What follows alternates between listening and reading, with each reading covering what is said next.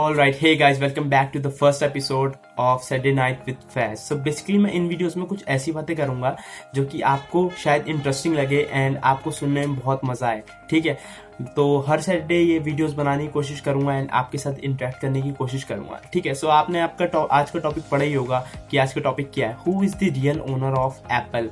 ठीक है, सो जब भी मैं आपके सामने एप्पल का नाम लूंगा ना तो सबसे पहले आपके दिमाग में आएगा एप्पल का आईफोन. अगर मैं आपसे बोलूंगा कि और सोचो तो शायद आपके दिमाग में आ जाए मैक या फिर उनके लैपटॉप्स. जब मैं कहूंगा और सोचो तो शायद आपके दिमाग में आए स्टीव जॉब्स के बारे में. लेकिन मैं जितना मर्जी आपको फोर्स कर लूँ आप कभी भी स्टीव वॉजनियाक के बारे में नहीं सोचेंगे.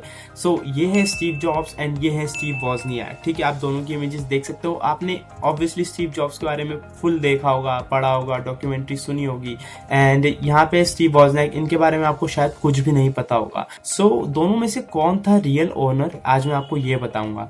ठीक है, सो सबसे पहले हम बात करते हैं कि एप्पल स्टार्ट कैसे हुआ. सो एप्पल स्टार्ट हुआ जब 3 बंदे एक डॉर्म रूम में मिलके कुछ आइडिया सोच रहे थे.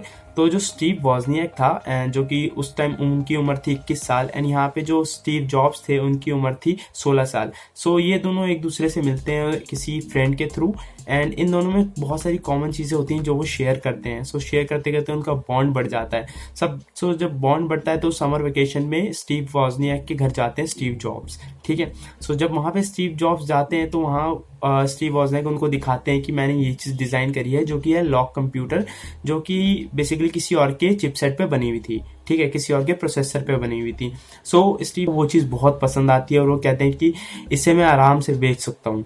तो उन्होंने वही किया, उसको अराउंड $200 का बेच दिया मार्केट में, जो कि करंट की प्राइस होगी ₹900. उसके बाद स्टीव वॉजनियाक ने बहुत सारी ऐसी चीज़ें बनाई, ठीक है, जिसको स्टीव जॉब्स बेचते गए. सो एट द एंड क्या हो रहा था कि उन्होंने बहुत सारी अच्छी चीज़ें बना ली थी. उन्होंने एक कंप्यूटर जो कहते हैं ना कोडिंग टाइप कंपटीशन होता है आज के टाइम पे, वैसे उस टाइम पे एक होता है शोकेस टाइप का जिसमें लोग अपने अपने कंप्यूटर्स पे डिज़ाइन करी हुई चीज़ें या उसे डेवलप किया, उसे फर्दर अपडेट किया, वो सब चीज़ें दिखाने आते हैं. तो वो शोकेस में जाते हैं जहाँ पे स्टीव वॉजनियाक ने पहला एप्पल का बनाया था, समझ लो एक सेटअप किया था. ठीक है, स्टीव वॉजनियाक ने, स्टीव जॉब्स ने नहीं.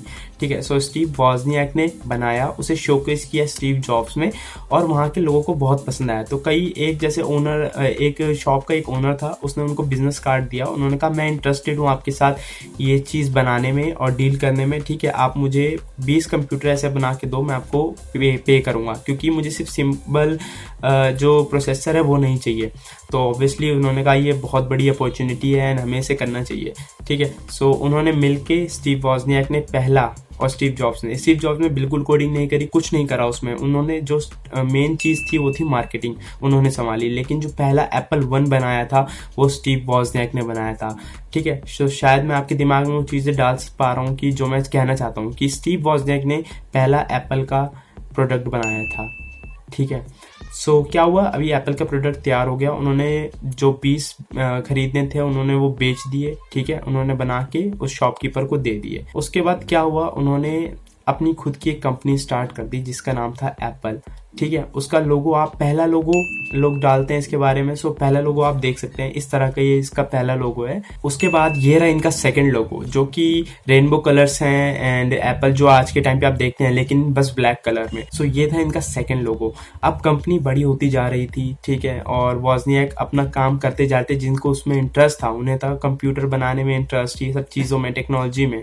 सो उन्होंने वही किया और स्टीव जॉब्स को इंटरेस्ट था मार्केटिंग में, अपने प्रोडक्ट को आगे बढ़ाने में. सो दोनों की जोड़ी काफी ज्यादा अच्छी थी. उन्हें 2 स्टीव्स बोलते थे उस टाइम पे. उन्होंने ये सब करके आईबीएम को टक्कर देने की कोशिश करी. ठीक है, ये अब बात आ चुकी है जब उनका प्रोडक्ट बन चुका है, एक कंपनी स्टैब्लिश हो गई है.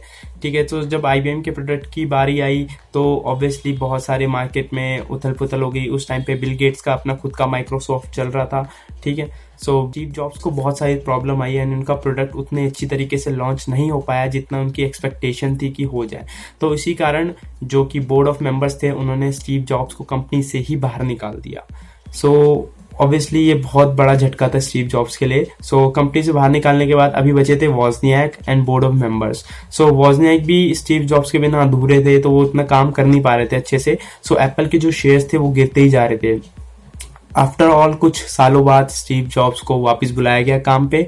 ठीक है, फिर उस टाइम उन्होंने निकाला एप्पल 3 एंड उन्होंने खुद भी एक कंपनी स्टार्ट कर दी थी जो कि कंप्यूटर्स में इंटरेस्टेड, मतलब कंप्यूटर प्रोडक्ट्स बनाती थी, लेकिन उनकी भी कंपनी, खुद की कंपनी चल नहीं रही थी, जिसका नाम आई थिंक नेक्स्ट था।